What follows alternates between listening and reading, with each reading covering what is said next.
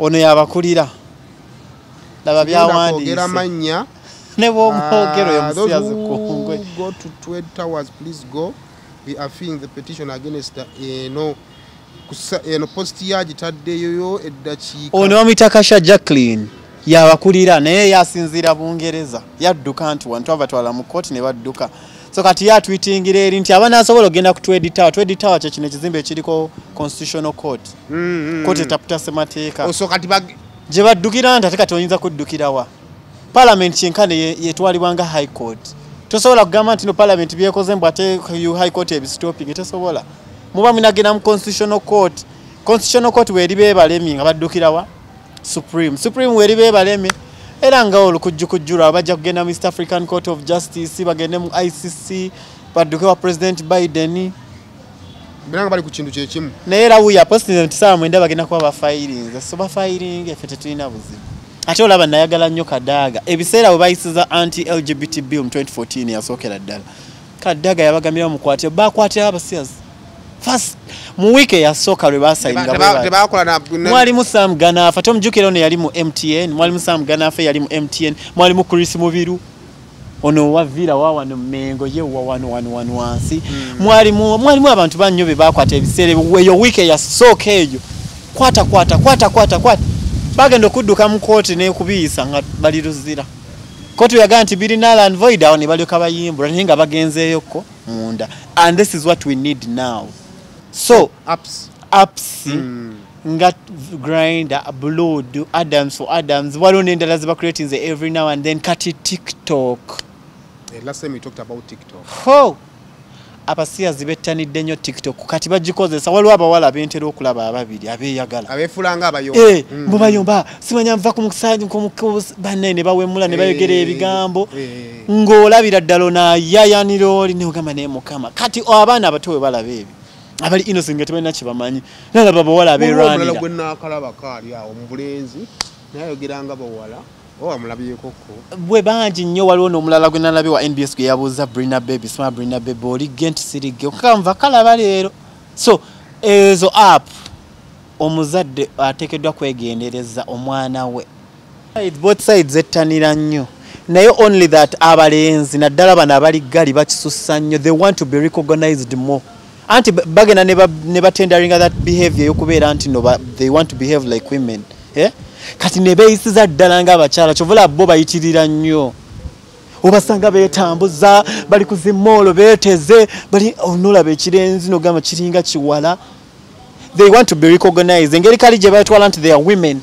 kati bakolera ddala ebintu n'asasamaza nze nina omuwala gwe mmanyi yali annyumiza emboozi naŋŋamba nkimanyi mu bawala bwe ne wano wennyini oli yagamba mukwano gwange nga batusimbulimbwa akyuka oli namugamba n'akyuka agenda okulaba alinga afutiika eno ono bitandisa omulumagano naye musajja gonteekawa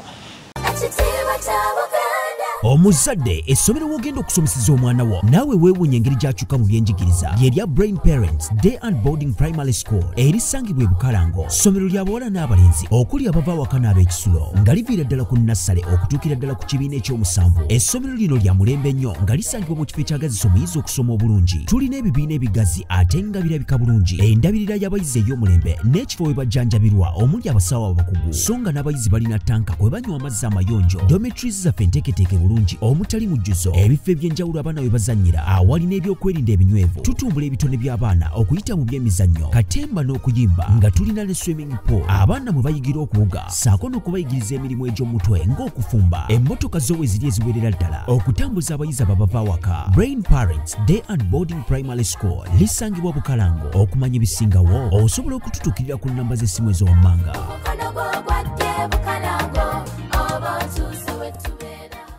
Kale kusema official yonna gy'osinzira okubanga ate otulaba subscribing ku mukutu guno okusobola okubanga ate ofuna videos ezifaanaganako bweziti yonna gy'owangalira nkubaze okubeera nga ate otwegattako kale genda mu maaso n'okusubscribinga kiba kitwongeramu amaanyi n'okutuwongera okubanga tusiga tukola emirimu nga tulina ogikola kale tuli pale banaffe ba Al Hira nga wobalabye abakozi ba biodigester tanks biodigester tanks zaawukana ne septic tanks oba yes the septic tanks ez'omulembe guno ennungi ekisooka za nyangu za kuteekayo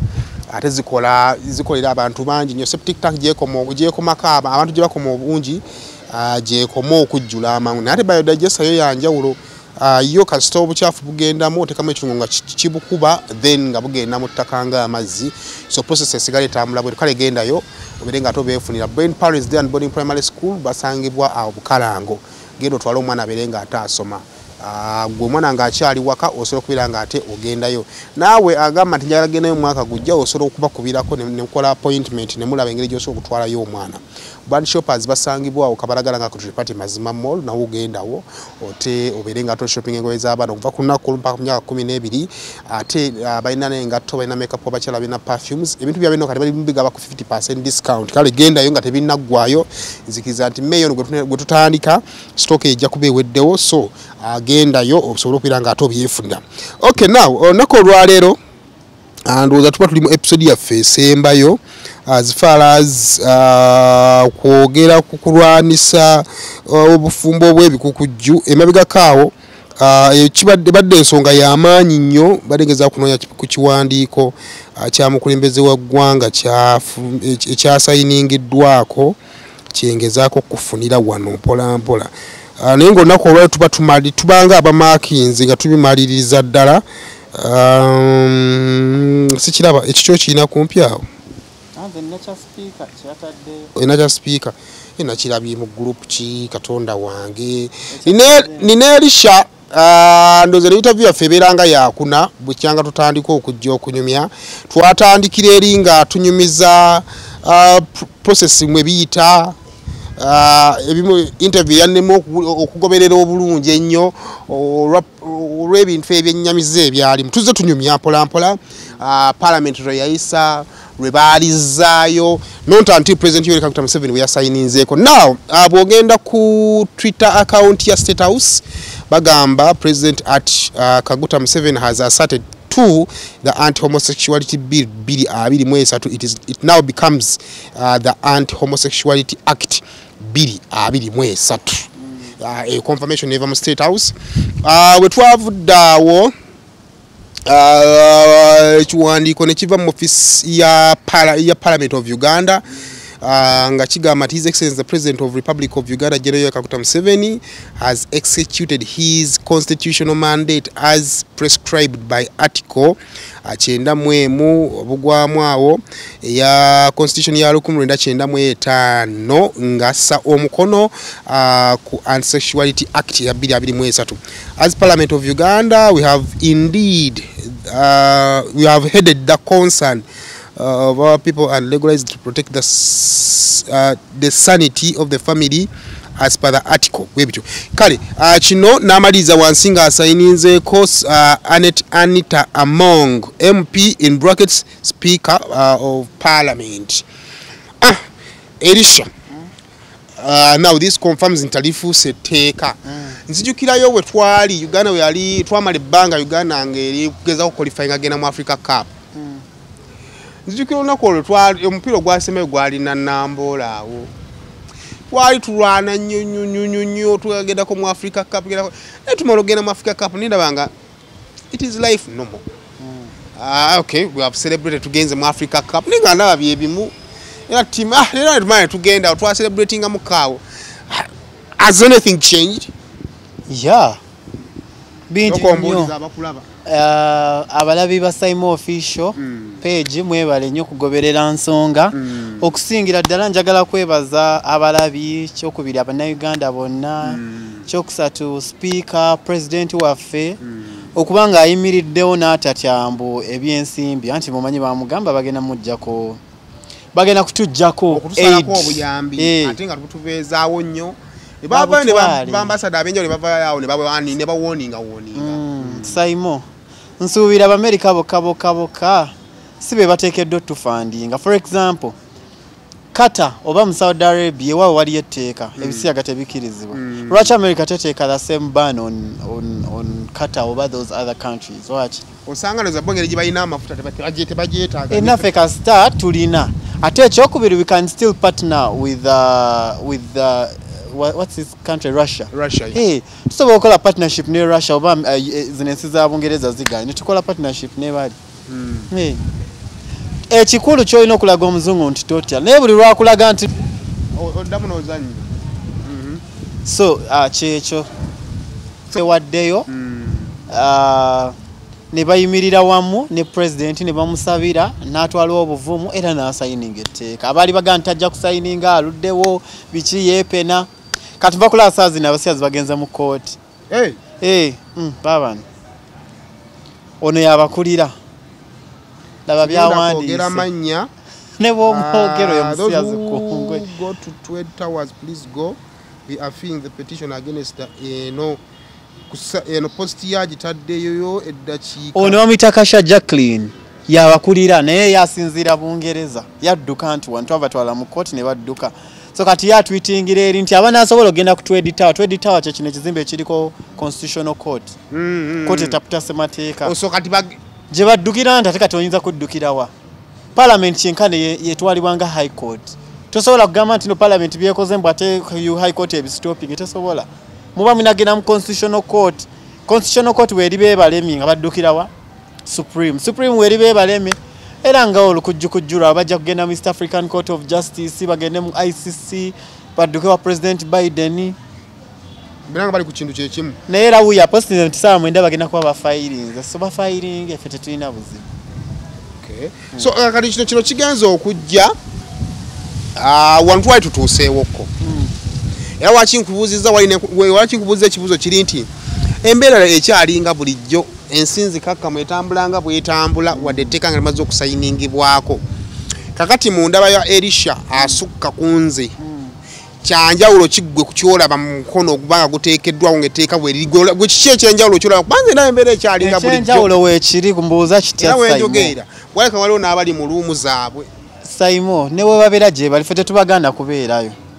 naye ekyenjawulo ekiriwo kikino nti the other time tuwadde to acting outside the law nga tolina bw'oyingira mu maka ga muntu tolina bw'ogenda mu kizimbe kya Land Road etteeka likwebbeetu eryo Land Road yenna ataloopa ekyo baakikyusaamu tebalina kye baakyusa saagala olimbe awo si bwe baakyusa twakyuse president yalagira bagende bakyuse ebintu bibiri definition of who an homosexual is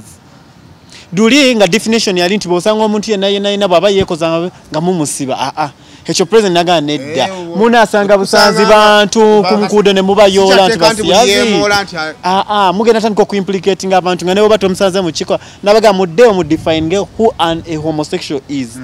a homosexual yoyo gwe tusanze mu kikolwa oba gwe tuteebereza nti nno akola ekikolwa ekyo nga n'obukakafu tubulina si just kukola accusation ku muntu kitegeeza nti buli omu alogerwako alina obbanga video weeri si video proof oyinza okuba onkwana tekyetaaga video ng'olina bimessage byonsindikira nga bigoing against oba ezo nazo zisobola okukozesebwa ng'obujulizi yes nyinza okuba sirina video yo nti wuuno naye nga nina message zo nina call yo wankubira oli musajja oyogera nange ku recordinga ng'oyogeranga onkwana ebyo president byagamba muddeeyo bintu bibiri ne babitereezera ne bagikomyawo n'assigning so kati bado okyantula mu kibiki ebikyuse kubanga nze nga wekugamba nabe embeera ekyali yeemu ebikyuse bibino Simon nti tubale to actingira outside the law nga tosobola kuyingira premise ya muntu n'omugamba wano waliwo abasiyazi tuze kubakwata landlord akubuuza gwe ngani okola mu tteeka ki under what law kitegeera naye kati wetubanga etteeka weeriri wemmanya nti abasiyazi basula mu kikomera kiikiri wali neŋŋendawo nga landlord abadde akimanyi nti yapangirisiza abasiyazi bo bakoleremu ebisiyaga landlord wakwatibwa n'abo abasiyazi bakwatibwe that's what the law says asimbibwe mu mbuga z'amatika kuba yali amanyiiko you had knowledge nti bano bempe ennyumba yange okugipangisa abasiyazi landlord naye oyinza mu implicating otya yiyi kyangu nnyo bano abantu bamazeewo bbanga ki gwe nga landlord bamaze emyezi 6 gwe nga landlord obadde emyezi 6 toinspectinga nnyumbayo ekizimbe kyo bwe kiba kyamogoka dda nga landlord oteekeddwa okumanya ekizimbe kyange kiri mu structure ennungi yes kati mu kulambula okwo konna oba okola inspection batenansi bange benawa bapangise ku kizimbe kyange bali batya toyinza kubanga tomanya toyinza at least owulira ku lugambo eno society mwe tutambula at least ofuna intelligence information tya bagambye ekikomera kyo waliwo abavubuka abafubutukayo naye balinga bawala otandika okwekengera mutye nukuba kasimu tibannange omwezi ogujja nedda muve mu nnyumba yange ze bisijja kukola ki sijja kubisobola first of all netteeka lyaze kuba yagalagaana buli landlord apangisa omusiyazi bagi wakwatibwa obaani titugenda kukola operation awe madenjagalo kubeera seteeka lyatuwadde nti singa ntegeerako nti Elisha ali ebisiyaga nesibulira poliisi nvunaanibwa tokimanyi ndi mukwano go batusanze wamu kiringa nga batusanze ewaka nga tulina TV enzibe nga naawe wooli gwe ne bw'oba waze kukyala tosobola kugamba muze ndi mugenyi bagatusoke tugendewa ku poliisi tubasanze wamu mu nnyumba erimu ebibbe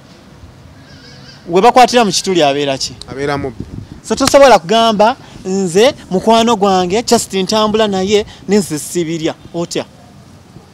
Bakari just mukwano gwa Saimu atereka kutulimba notegerako nti ono musiyazi navayo nakola ne declaration ndi musiyazi nasigala ngira mukwano nga tego gambo oli against ebisiyaga Zambia akola ne chali wange ate otokirizo bane that is the confusion abazungu gye batutaddemu oba oli ali ebisiyaga muleke naye gwebeera just mukwano gwe yeeyo ba Dr. Stella Nyanzi bebaliko bali so confused mbuye nkunirabo audio by the way video bo wa Stella Nyanzi obukadde jabo kuwa obulabi nga vumirira ebisiyaga ebedda bwe yamala nasale eddiiro it is human right okulya akabina confusion ola omuzungu wakuzanyirako no dembe lya buntu dembe batya dembe lya buntu litya oba it is human wrong human right era banengana tetuzibuka maaso tukyalimu obwo obulimba anyway nze kyemanyi nti katugenda kola within the law ekisinga obukulu nti kati ate simugenda bamukolera muteeka okay yes oyinawo ekirala ekyolaba ekikibuseemu ebingi nnyo nti abantu bagenda kugguka amaaso because kati wano tugenda kubeera nga tuli backed up by the law okola sensitization. Do you know what they call commencement of the law? Nti president ne bw'asayinga there is that period gye bayita commencement mugenda ne musomesa abantu about the law. Abantu ditegeera. Yes, mubakwata bukwasi nga temunnabakola ki. Awe madenjagala okugenda. So kye tugenda okukola. President mu byazzaayo mwalimu nti waliwo nozana rehabilitation mu byaddizibwa yalimu kubanga bali tebagitaddemu so nga ate bino ebintu twabyogerako neneewuunya parliament yaffe nti teyateekamu provision ya rehabilitation bawa ne bagizaini bagikola now mu process ya rehabilitation mugenda kukozesa channels ki kubanga osanga kuteeka weri ayinza okubaawo abatya ne bagamba nedda nange niba ayinza okunsiba nga baagala kuvaayo ekyokubiri mugenda kulabi bantu bano mugenda balabisa muti balabikenga abatayigibwa buyigibwa abasiyazi nga teyenenyeza yi wakuyigibwa because eryo teeka kiringa ng'omulalu kukyala abasumbu abakuba amayinja akola ati mumuleka bulesinga butabika yakolebwa nga yabalalu era mumukwata lwaki rampaka kati nekino kigenda okubeera omusiyazi waba tavuddeyo gamba naye neetaaga bujjanjabi rehabilitation oba bamutwale bitabika bamu rehabilitating nga tajeetaaga ani alina okulaba yeetaaga rehabilitation oba nze arealizing anti oyo mwana ali mu kikolwa kino kubanga bwe kibanga kimenya amateeka gwe obutaloopa musiyazi kitegeeza kikukakatako okumulaba nti ono musiyazi yeetaaga kuyambibwa n'omureportinga koti there's that provision koti we bagiteekawo nti esobola okusala negamba nedda omuntu ono teetaaga kusibwa kuba okusinza bwe tuwulidde obujulizi waliwo bano abakola decision ey'okubingiramu nga bantu bakulu ate nga bo babipromotinga abo it will be different ate era ng'omulaba mwana tuyinza mugamba mbu bamusibe kyova olaba president ya emphasizing nti rehab ebeerewo kuba obujulizi bwonna bwenzize ndaba bonna ba ex game mu America ne wa bakulaga like babasomesa busomesa tiwaliwo nti yazaalibwa bwatu bamusomesa kiteeza bobo nsobola okukusomesa saimu era nsobola like to unteach you, you know, if I can teach you I can unteach you nekujjamu ekyo it's like a virus and a what antivirus nti nkikutaddemu doctrine ekuyingira same doctrine so gikujjamu number 2 waliwo bano aba transgender abakola surgery ne bachuka ne bamira hormone pills ne bachuka kati those other medicines basobola okutekinga ne baddayo obutonga bwe bali nti yali musajja nachuka nafuka omukyala so okuddaira nabeera musajja gye bayita convention therapy erimu amadagala erimu psychology, you know, bit of it erimu bingi so we needed the law kakati ekintabula muko ekinconfusing amuko wakati ng'etteeka lizze tulina etteeka ly'ababbi okubba musango mu Uganda n'abantu bakyamenya amayumba ku kino kigenda kwawukana muko they are going to move out of Uganda completely oba kigenda kusigalawo abasiyazi bali mu mitwalo na mitwalo tugambe nti kale bali kakadde kwa bwe tuba Uganda tuli miliyoni 4 balaka bali kakadde kati akakadde konaka US egenda katwala kabere mu US tekisoboka kanga sifefe kabagana ebisiyaga ogenda kusanga ne other African countries zigana ebisiyaga buli nsi natwala nga kakadde kayingire mu America tekisoboka they are going to be here tujja kwa tubakwatanga ate era lazima yagala gana international strategy eyo ku expanding homosexuality esigala eri on kiteza bagenda kusigalira ba recruiting but bo bagenda mu maaso nga boga nti obubbi tebukola ki tebuggwangayo ne bano yabagenda kusigala bakola era nga tubakwata nga tusiba ngero obubbi we bukyaliwo it's the same thing criminality tevaawo waliwo the content criminality yaweddewo kozi kyekola is kukendeera nti bwe bebadde nti okutta abantu kweyongedde kukendeera bukendeezi naye tekikeeza nti no tewaliwo statistics eziraga nti abantu bafa bantu basigala bafa. Yes. Oli in touch ne platforms ezenjawulo ez'abantu abakkiririza mu bintu ebyo bane balabula byaba reacting oluvannyuma lw'etteeka okulissaako omukono bw'olabyeko group zonna mwendi abantu bareactinze ngenzeko ku Twitter abantu bareactinze speaker akoze ne emphasis n'agamba police I am like directing you as a custodian of making laws. You know where they make laws from parliament and she's a custodian. So nagamba police eteka president kali sayinze mutandikirewo sibya tugana tujja kutandika emyezi mukaaga mu maaso mutandikirewo kati ate olaba nayagala nnyo Kadaga ebiseera bwe bayisiza anti-LGBT bill mu 2014 yasookera ddala Kadaga yabagamira mukwate bakwate abasiyazi first mu wiki yasooka lwe basayinga mwalimu Sam Ganafa tomujjukira ono yali mu MTN mwalimu Sam Ganafa yali mu MTN mwalimu Chris Mubiru ono wavira wawano Mengo ye wawano wansi mwalimu abantu bannyo be bakwata ebiseere weyo wiki yasooka eyo kwata bagenda okudduka mu kooti n'ekubiyisa nga baliruzira kooti yagaa nti biri null and void awo ne balyoka bayimbula naye nga bagenzeeyoko munda and this is what we need now si kulinda bino bebagenze mu kooti ate kooti egambe tubi analfines atwetaaga kati kale ne baba bi analfines naye nga bebase emyezi nga 9 bw'okompeyalinga ku liri eryakadaga lye bayisa ne lino eryayise president n'asayiningako ne liri president yasayiningako singa tugenda mu courts of laws nga bwe baagala ogenda mu constitutional court waliwo essuubi kati kankubulye kino Saimo mbadde ndi kulaba honorable no awakanye nnyo wa FDC owekira mbadde mulaba ku NBS Semujju ng'ali mu kugira bamubuuza kati gwe honorable Semujju gw'olaba otya bill eno mu kugenda mu kooti nagamba ndi babayinza obutagiwangula this time ng'abeesinga ku ki of course alaba nti this time around abantu babadde so strategic too babadde beegendereza obutaddamu kola nsobi zaawali koramu ewere walaba ba minister bali mu wa muzeeyi mu state house balondera bonna yabateeka wali in fact yabagamba cabinet egenda kutuula okujja kunga buli omwamaze vote nenda baba Jim muhwezi nenda bonna bali wali eri I vote yes on wa my vote yes chikulaga checho this time bayinzo tebagenda kuwona kubanga kununo ensobi zonna zabadde taken out bo bagamba mbo tebaba wa banga liwera but of course that's just an excuse ngira baba seers ate kyo teki qualifying until the entire bill is null and void no at least the other representatives abajja on board airing out views z'abantu abalala no bate tuise Uganda yonna but there are those who spoke on behalf of other Ugandans so for me ndaba this time tebalina we bagenda kwekwasiza the last time twali wano ndoza guli omulundi ogulala gwali gwakubiri we talked about the apps ezisinza okubeera nga ate wadde ngeteeka weeriri naye ebiseera ebisinga empisa obubbi obutabba bakikuteeramu waka nga bagenda batraininga omwana obutabba kati gwe nga survivor ngoba ngeyavaayo n'abiwona victim olowooza omuzadde ali eyatulaba biki byalina okutunuulira wakaddenga etteeka weeriri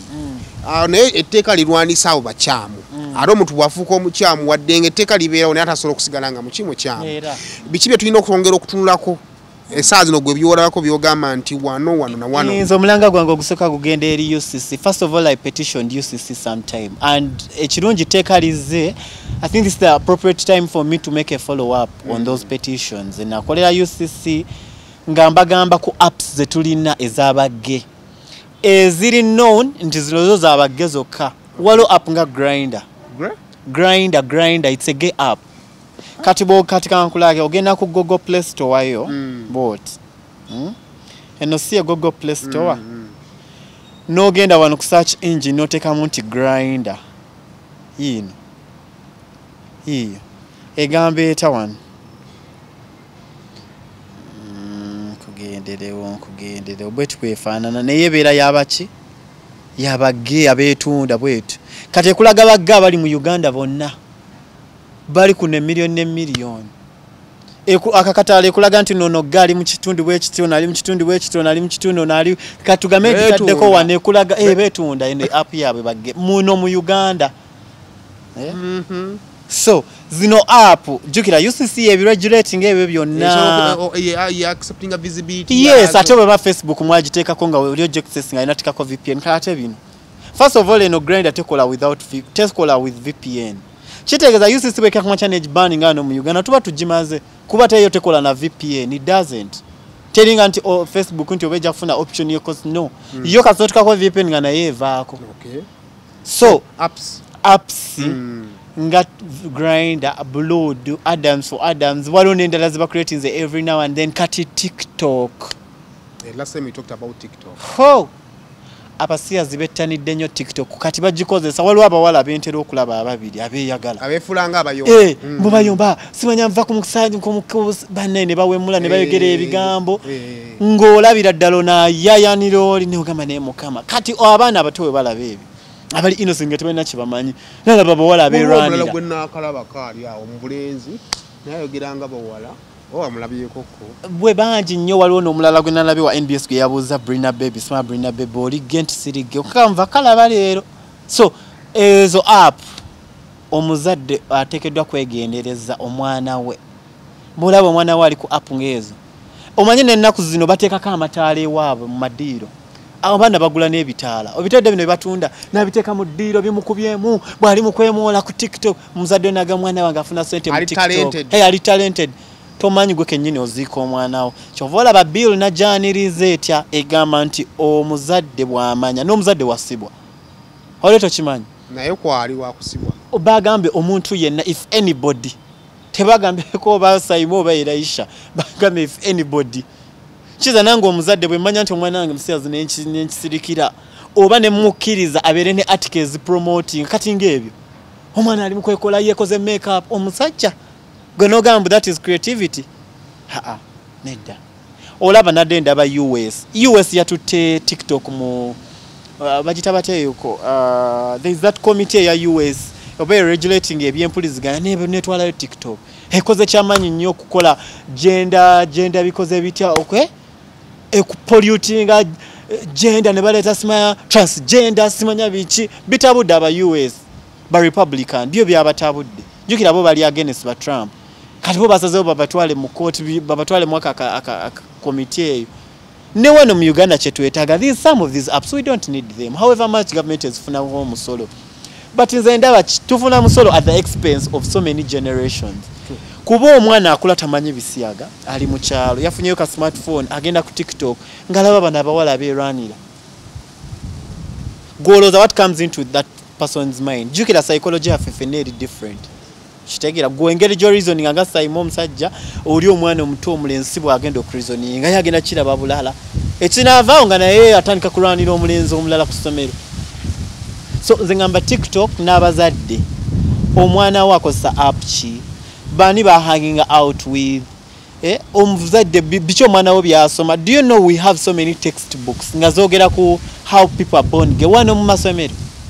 we've discovered several like in some international schools so nze ngamba omuzadde kikakatako kebera baaga y'omwana wo mulimu biki babasomesa babimuwadde kusomero biki oba tomanyi kusoma yiti omuntu amanyi okusoma akusomereko akubuulire biki omwana wo bamuwadde textbook ziri mu bag atambula nazo ninga nawe kennyini omuzadde tomanyi mwana wo byakariza so nze omulanga gwange nkubira eri abazadde okufaayo omanyi ennaku zino abazadde ba dokita abazadde ba lawyer sirina budde nja kuba njogera nawe ku ssimu hello oli bulungi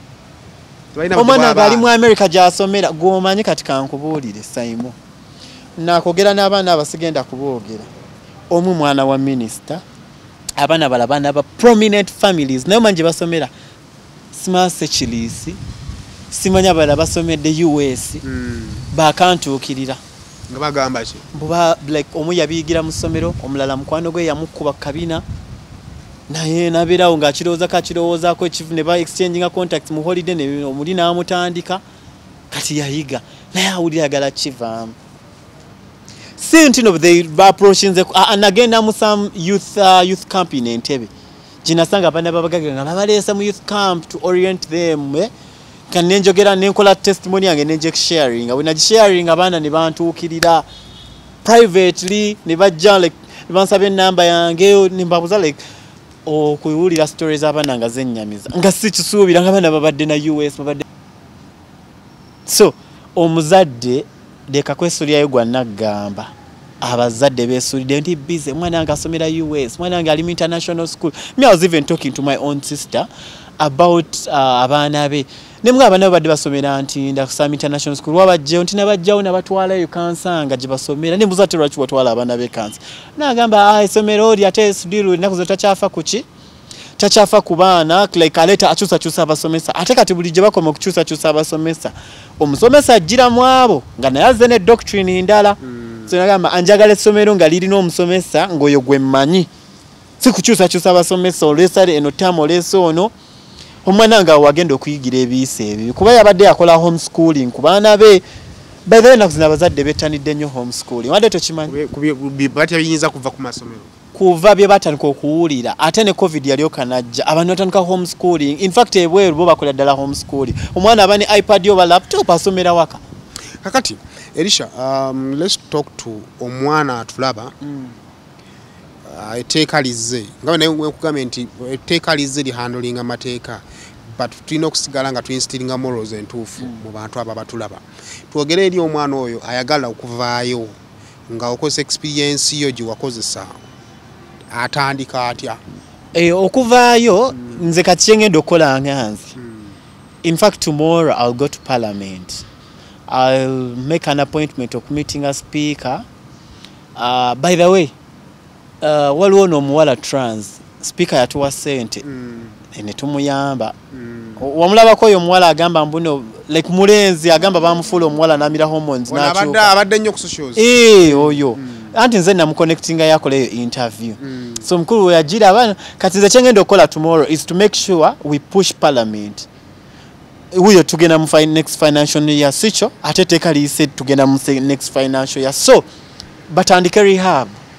kyokka kigenda okuyamba otherwise kati abantu bagenda kuba bati okuvaayo for now because we do not have a center oli ati okutuukirira nze naye woogamba nti tuguddewo center eri wali ogenda no registering ayo complaint bakuyingiza batya bwe tulaba nga bakuexamine nze ne balaba nti weetaaga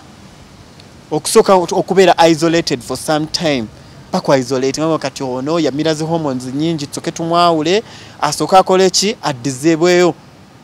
but for now so I cannot guarantee nti nsobola okuyamba omuntu yenna oba abantu bwe basobola okuyamba tewali byoso atandikako nga maybe tonagenda mu rehab gwengo omuntu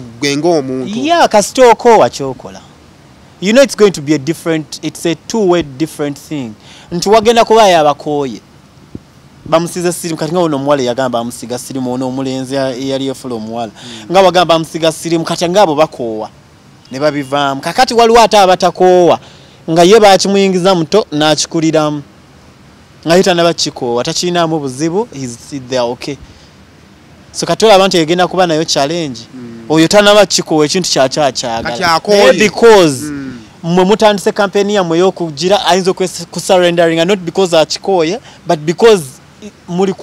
muli kuba haunting down niwaayo nga banaga nti abemundu babo bazze niwanika bwanisa emikono sigamba nti subjecting yourself to them but because toyagala okubiwa masasi n'okola ki kati nabo bagenda kujjiramu so nze emphasis yange yali badde ku bano abakooye nga wekyandibadde ku drug abuse oli asobola okugamba nti kakati kyokola at least for starters tandika bwoti nga bw'osiikinga help nga gavumenti bwetuteekera rehabs nga bw'onoonya gundi nesooka okola ekino nekino ekintu kyenaaligambye nti oba bagende mu makyaki naye n'amakyaki gennyini gali fake gajjudde bapasita abali ebisiyaga so nze ngamba government enakupushinga rehab yeyo kesobola okubeera solution kuba nange na strugglinga kizibu okukyerwanako ng'omuntu gwenga goyinza obutasobola okikoowa naye okukikoowa weetaaga support kubanga ne buga nti kanveeyo nyamba abalala you still need support okiraba so government nze omulango gwange walibadde nti government eggulewo rehab abantu abo basobola okuddukira ne bakyusibwa otherwise ye nga ye takisobola gye yaliddukidde ye church yali muyambeko naye ate ne mukyala ddaba agenda kudduka mu church naye akisangeyo nze by the way nayita mu struggles yes ekintu nali nkikooye naye nga okuvaayo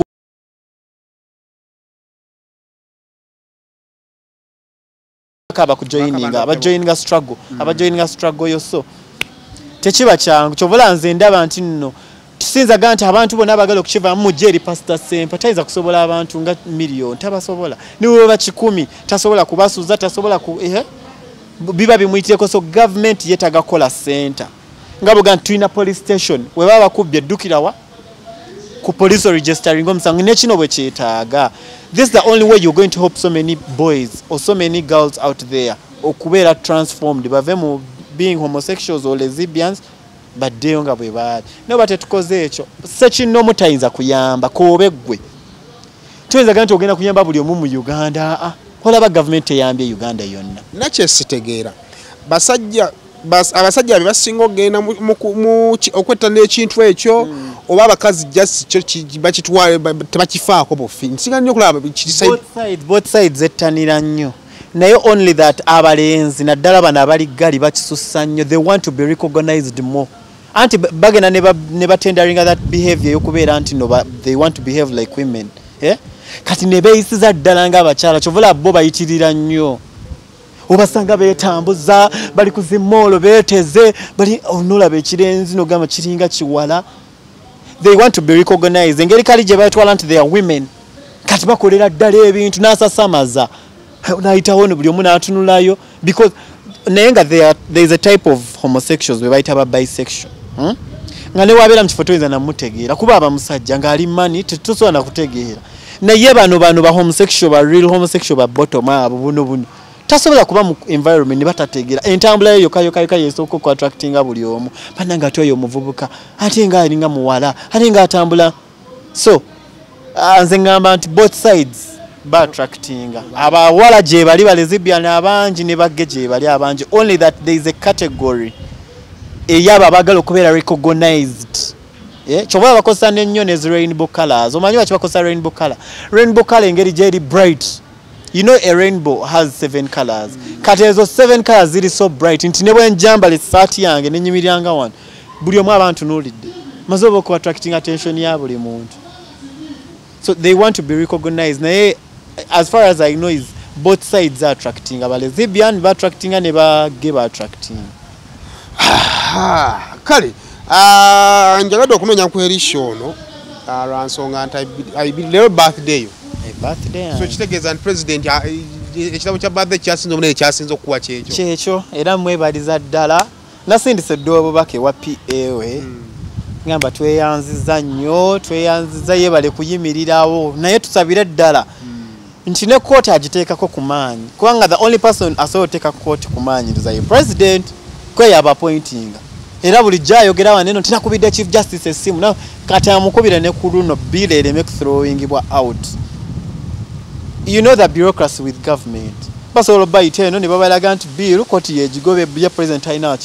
talina buzibu. So we are just praying nti ngeri gye bayigiyisiza ne wali mu kooti nabo basigale nga bali firm. Kale tulabo baddala Uganda tugenda kufa obwavu nga bwe bagamba tugenda kufa obwavu tubufe kale tukirabeko osanga tunaga nti kale mukomeewo kubanga batutiisa tisano tumanyira bannange batumanyiira be bakomeewo nga tweyagalidde si bino byatuteeka ku omuntu tugenda kubajjako obuyambi babutujjeko tulabo batetukolagana ne Russia omanye ensi ezaagala okukola partnership ne Uganda nga naye abazungu batwesibasibako dda bagende tulabe kale batutiisa tisabotandika okwogera ku homosexuality nga bavaayo HIV and AIDS agenda kweyongola batya nize nkyayagala kukola debate eyo n'abagamba mbu HIV agenda kweyongera atya esente zino zibadde zirina ze zikendeeza HIV oba mbadde buli lunaku waliwo bamufuna buzitya bukyanga batandika okulwanisa HIV batugamba 2030 ajja kuba aweddewo okakasanga 2030 HIV ajja kuba aweddewo nga bakulaga statistics paka kati HIV yeyongera bweyongeza bagebe nnyini abatujjako essene waga HIV agenda kweyongera batuwe ku statistics zaabwe kubanga nze nkugambe 95 abasiyazi bonna baradi basirimu naye statistics togenda musanga wantu kyovula babatiisa sirimu agenda kweyongera ayeyongera na mubbo njagala okola okunoonyereza kuno bomunamawulire yenna bano ba investigative journalists njagala ogende ku malwaliro gaabwe oba omanyi kyetugenda okukola twagala kwambushinga amalwaliro gaabwe tubalage ku database oyo nga mbadde temumumanyi tukolektinga byonna bye tunaba tusanze tubalage nti bino Uganda mubadde mubimanyi mubadde mubimanyi mugenda mu tteeka ly'oku invading somebody's privacy. Which privacy? Eddwaliro? A health center, is that private? That's not private. Okay. Privacy is your room in your house. But ate netteeka lingamba nti bwemmanyako nti ennyumba ya Simon bali mukulirawo bisiyaga ne soogera nange bansiba kati nze okusinga okunsiba kanjogerewo nga menti nno. By the way etteeka lyaleese obuwayiro bungi abantu bagenda okwesigamako nze sinza kulaba ng'oli ebisiyaga n'ensirika bagenda kusiba nze kati nze obutansiba nino ga Simon wuuna alya bisiyaga tuveewo obuvi nedda ate kati oba ng'oli mulokole oba ng'oli musajja mukkiriza ng'oli musiraamu oba muweddiini yonna olaba n'abasamize toyinza kugamba nti nno olabe wali bali ebisiyaga n'osirika busirisi ng'okimanyina bulungi nnyo Bayibuli ebigaana oba Kuruhani ebigaana ekyokubiri netteeka mu nsi eryo libigaana toyinza ganze kanveewo obuvi kanveewo saabaddewo olaba bali obwana obuto wali ebisiyaga nga nze kanveewo mbeere nga asalaba bwana obwo kasita sibange oba nettima President yali badde tabasayiningira kubanga abaana be bali ebisiyaga si babe abaana be bakulu yabadde aganze tebinkwate mwe mumanyi naye olaba omusajja afaayo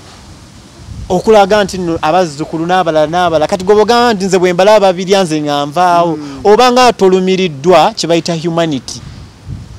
obanga okola just nti nno okola lubutolo na family eyo nze kasita wange baba tebabimulya ababalaba balye no that's not wrong, that's not patriotism. Yes kale erisho njagala kukuta bigambo ki byinza okulekera abazadde abali eyo naddala kubanga abazadde bannannyini baana bigambo ki byinza obalekera bazadde kujjumbira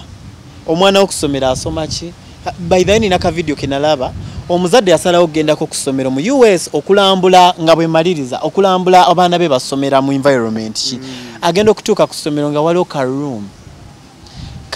nga bakagala n'abagamba bakamugulireko kaggula ng'omanye ebiriyo ng'emabega bakolayo ebintu bya satanism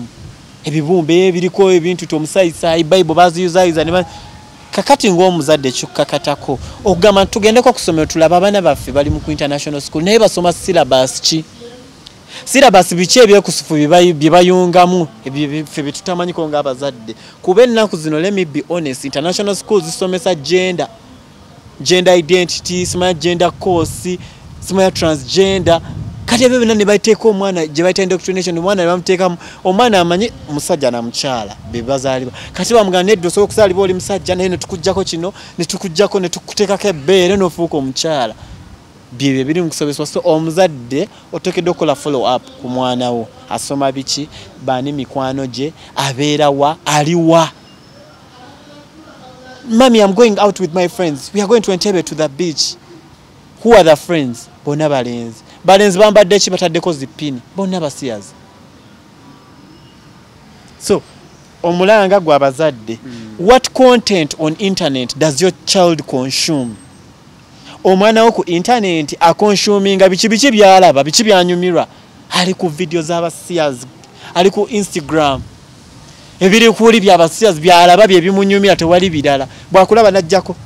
najiteeka wakati mami welcome back naye ngomanye biri ku simu omuzadde bw'oba ofaayo omwana omugamba ku simu olina okumonitoringa mu mbeera zonna kozesa olukujjukujju lwonna kuba oli abamwana wo oba omulinako obuvunaanyizibwa kozesa olukujjukujju olaba omwana wo biki byakonsuminga 2 omulango gwange gugenda eri gavumenti muleese etteeka lireme kubeera kibuumaaza kubeera bubeezaawo nga bwe tulala tulina etteeka ku buli bw'enguzi nga temukwata baki bali banguzi etteeka likole bwe mbaddala muleese nti mulwanisa bisiyaga UCC etandikirewo okuregulatinga ki content abaana gwe balaba omanye kiri ku TikTok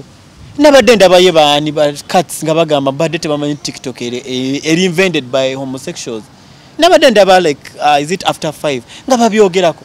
ninga olaba nabo bakidiscovery the TikTok kati yaweddewo tosobola scrollinga 5 rounds nga tonalaba LGBT content tosobola buli lwokola chwi osanga yabayomba bwe baba tebayomba beekutte bwe baba tebeekutte balina kibakola ekiri funny so nze ngamba government implementing etteeka lino that's the only way wetugenda okulwanisa ebisiyaga otherwise etteeka ddungi nnyo olulala tunadda tujja kwogera ku basajja abakozesa abakyala baabwe mu bubina kuba ate abo tebali covered up mu tteeka nekyo gyekiri ate kino nakyo kinatuleesa mu omusajja n'agamba omukyala we ekyuka lwaki nze nina omuwala gwe mmanyi yali anyumiza emboozi ekyo mbadde nkimanyi mu bawalabu eyo ne wano wennyini oli yagamba mukwano gwange nga batusembulimbwa akyuka oli namugamba n'akyuka agenda okulaba alinga afutiika eno ono bitandisa omulumagano naye musajja gonteekawa mbona mugamba nedda bino binyuma nnyo okusinga namugamba tufudde mbu ne bakomaawo n'amukyawa ne kati yamublockinga gaali mbu kyamugwako naye paka kati alina trama agamba oyogenga nalina mwegomba ebbanga ddene what could be the purpose abamu baba ba bisexual nga bwe nagambye kati waba bisexual ngeri ne byabasiyaza abikola abo bogobe bugenda mu kiri nti oyina ne omukyalo muyingirawo koowa emabega kati yesanga ayingiddeyo kyokka nga yalowooza baali ku musajja munne n'ayingira mu kabina k'omukyalo so nabo only that the law has not yet covered them byampuna nonno byampuna naye ebyaliro katubikomye wano neyanza Tammy Images ku kifaananyi ky'olunaku olwaleero yankwatiddeko kale erisha neyanzeege tetugenda kusookawo olunaku olwaleero mbeere bulungi mweraba night